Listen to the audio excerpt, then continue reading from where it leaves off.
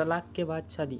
न्यायाधीश ने चौथी पेशी में अपना फैसला सुनाते हुए कहा, आप दोनों का तलाक मंजूर किया जाता है। देव और साधना अलग हो चुके थे। उनके अलग होने में अहम भूमिका दोनों पक्षों के माता पिता जीजा की थी।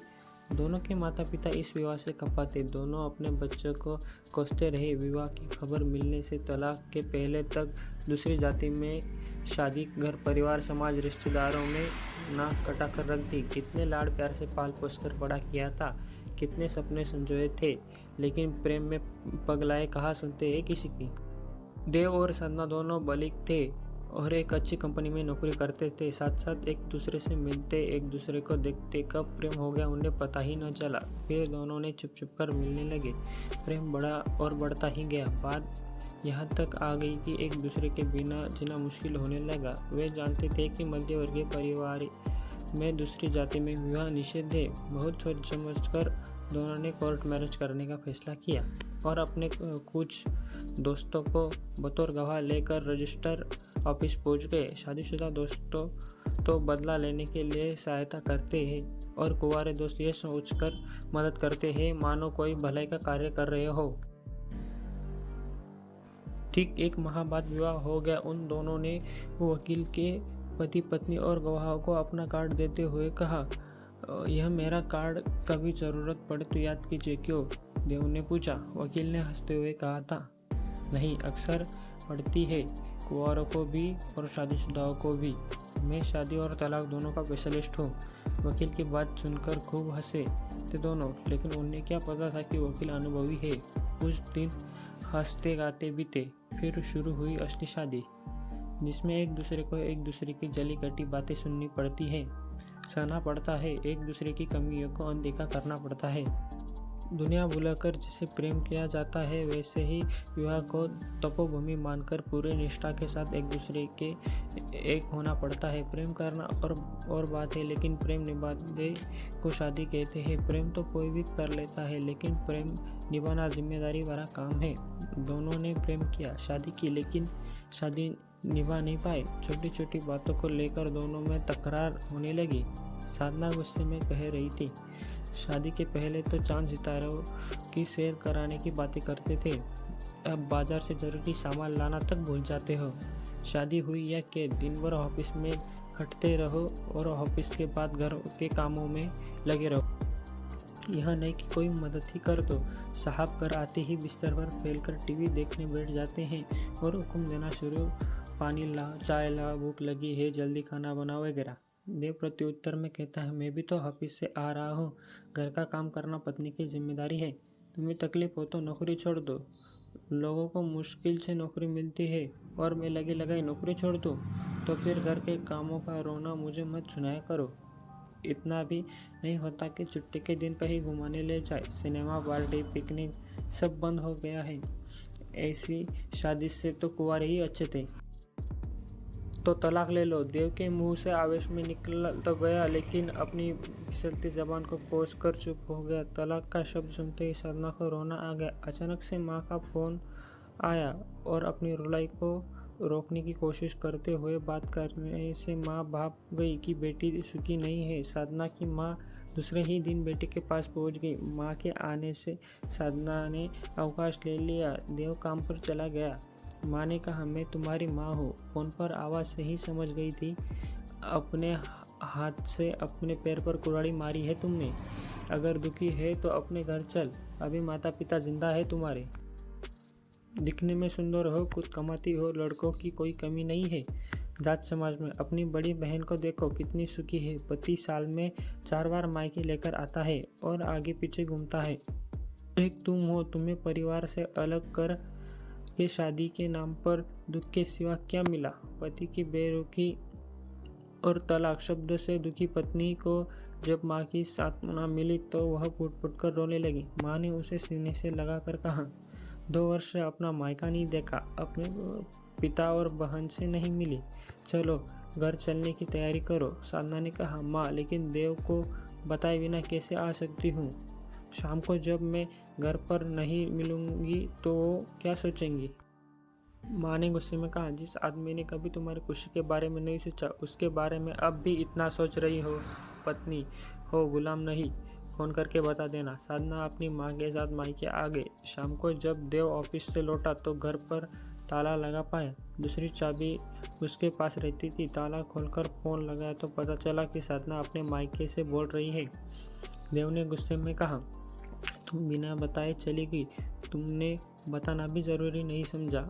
माँ के कहने पर अचानक प्रोग्राम बन गया, साधना ने कहा। देव ने गुस्से में न जाने क्या क्या कह दिया। उसे खुद ही समझ नहीं आया कहते वक्त।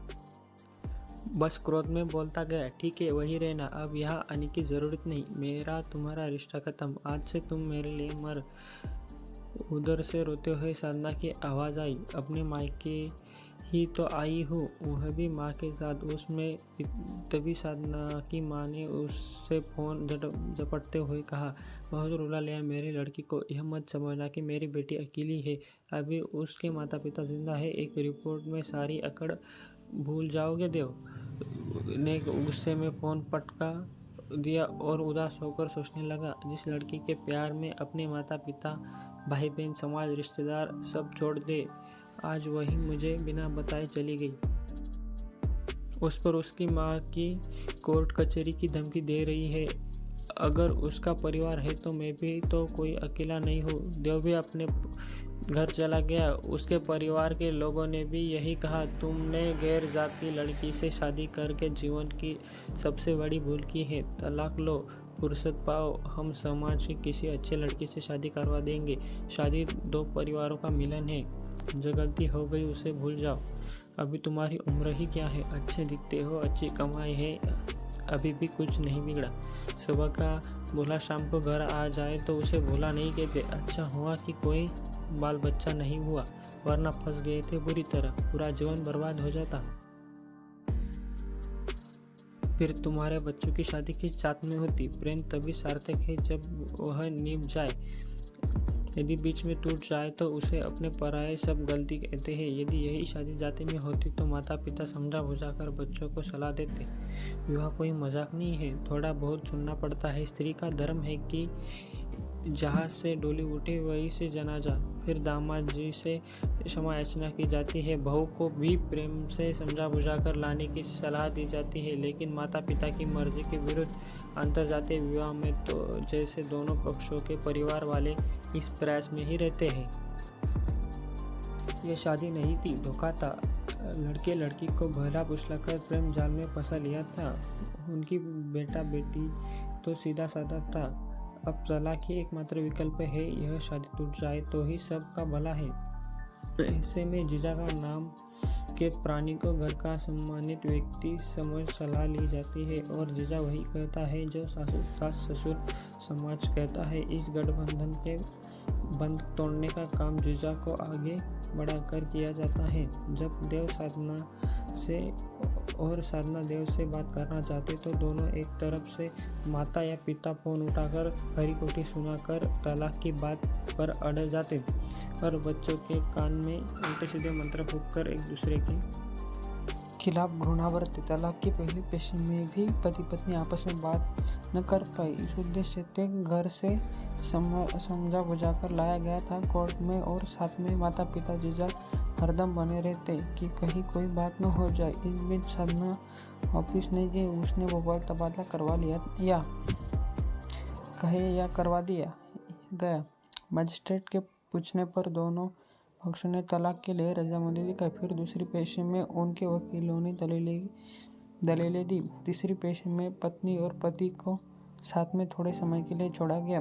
कुछ झिझक, कुछ गुस्सा, कुछ दबाव के चलते कोई निर्णय नहीं हो पाया। चौथी पेशी में तलाक मंजूर कर लिया गया। इस बीच 3 वर्ष गुजर गए। जिस जोर शोर से परिवार के लोगों ने दोनों का तलाक करवाया था, उसी तरह विवाह की कोशिश भी की, लेकिन जो उत्तर उन्हें मिलते उन उत्तरों से खींचकर वे अपने बच्चों को ही दोषी ठहराते। तलाकशुदा से कौन शादी करेगा। 30 साल बड़ा 2 बच्चे का पिता चलेगा जो विदुर है। घर से भागकर पराई जात के लड़के से शादी, फिर तलाक। एक व्यक्ति है तो लेकिन अपहित है, एक और है लेकिन सजाया फकता है।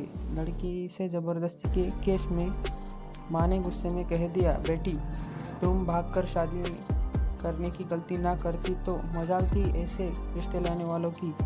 समाज माफ नहीं करता।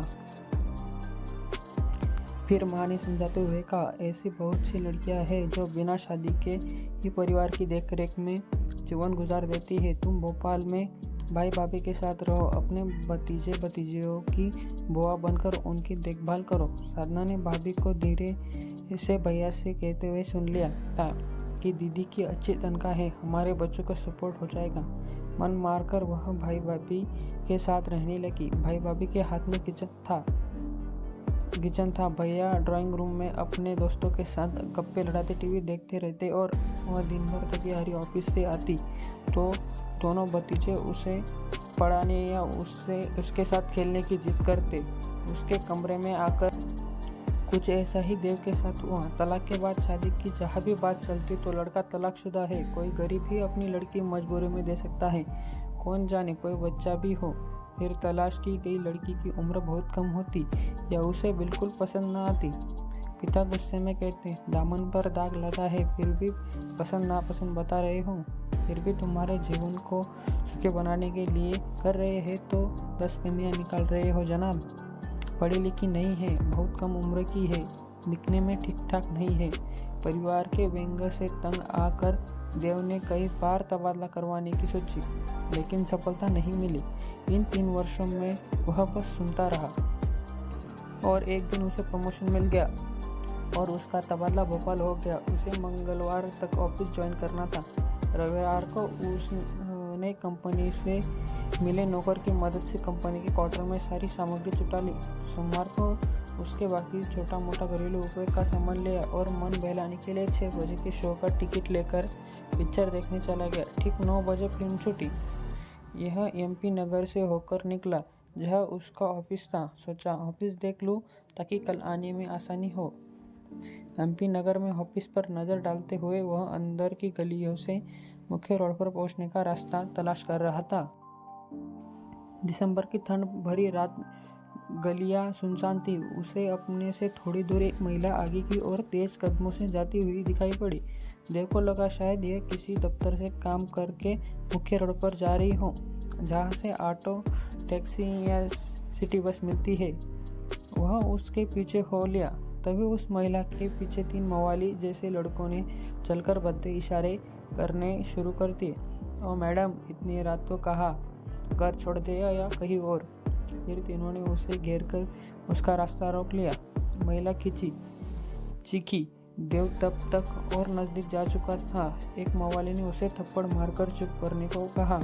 महिला फिर चीखी। उसे चीख जानी पहचानी लगी। उसके दिल में कुछ हुआ। पास आया तो वह उस महिला को देखकर आश्चर्य में पड़ गया। यह तो साधना है। वह चीखा, क्या हो रहा है, शर्म नहीं आती? एक मवाली हंसकर बोला, लो हीरो भी आ गया। उसने चाकू निकाल लिया। साधना भी देव को पहचान कर उन बदमाशों से छूटकर दौड़कर देव से लिपट गई और डर के मारे काँप रही थी। देव उसे तसल्ली दे रहा था, कुछ नहीं होगा, मैं हूं ना। इससे पहले मवाली आगे बढ़ता तभी पुलिस की एक जीप रुकी। सायरन के साथ पुलिस ने तीनों को घेर लिया। पुलिस अधिकारी ने पूछा, आप लोग इतनी रात यहाँ कैसे? जी ऑफिस में लेट हो गई थी और मैं भी इसी ऑफिस में हूँ, थोड़ा आगे पीछे हो गए थे। साधना जिस तरह देव के साथ सिमटी थी उसे देखकर पुलिस अधिकारी ने कहा, आप पति पत्नी को साथ साथ चलना चाहिए। तभी 3 में से एक मवाली ने कहा, वही तो साहब, अकेली औरत, सुनसान सड़क।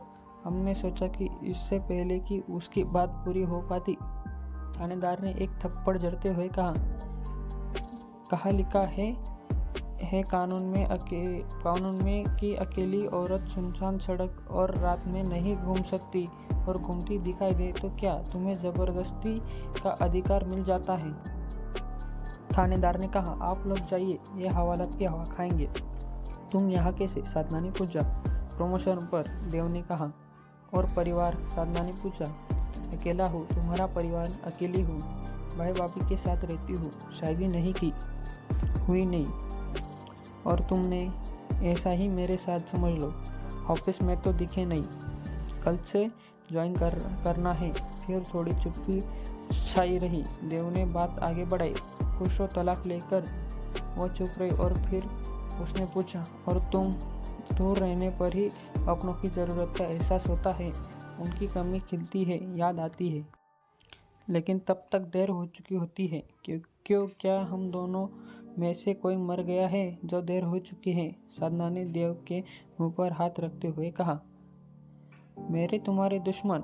उन दोनों के पास के एक शानदार रेस्टोरेंट में खाना खाया। घर चलोगी मेरे साथ? कंपनी का पार्टनर है। अब हम पति पत्नी नहीं रहे कानून की दृष्टि में।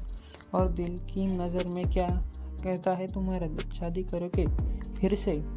कानून समाज के लिए शादी ही करनी थी तो छोड़कर क्यों गई थी? देव ने कहा। औरत की यही कमजोरी है, जहाँ स्नेह प्यार मिलता है खींची चली जाती हैं। तुम्हारी बेरुखी और माँ की प्रेम भरी बातों में चली गई थी। कुछ मेरी भी गलती थी। मुझे तुम्हारा ध्यान रखना चाहिए था। लेकिन अब फिर कभी झगड़ा हुआ तो छोड़कर तो नहीं चली जाओगी? देव ने पूछा। तौबा तौबा, एक गलती एक बार काफ़ी सह लिया। बाहर वालों की सुनने से अच्छा है पति पत्नी आपस में लड़ ले, सुन ले एक दूसरे की। अगले दिन ऑफिस के बाद वो दोनों एक वकील के पास बैठे थे। वकील दोस्त था देव का। वह अचरज में था। यार, मैंने कई शादियां करवाई है और तलाक भी, लेकिन यह पहली शादी होगी जिससे तलाक हो, उसी से फिर शादी। जल्दी हो तो आर्य समाज में शादी करवा देते हैं। वैसे भी बहुत देर हो चुकी है, अब और देर क्या करनी? आर्य समाज से ही करवा दूं। कल ही करवा देता हूँ, वकील ने कहा। शादी संपन्न हुई। इस बात की साधना ने अपनी माँ को पहले खबर दी। माँ ने कहा, हम लोग ध्यान नहीं रख रहे थे क्या? साधना ने कहा। माँ, लड़की प्रेम विवाह करे या परिवार की मर्जी से, पति का घर ही असली घर है स्त्री के लिए। देव ने अपने पिता को सूचना दी। उन्होंने कहा, शादी दिल तय करता है, अन्यथा तलाक के बाद उसी लड़की से शादी कहाँ हो पाती है। सदा खुश रहो। और इस तरह शादी, फिर तलाक और फिर शादी। Thank you.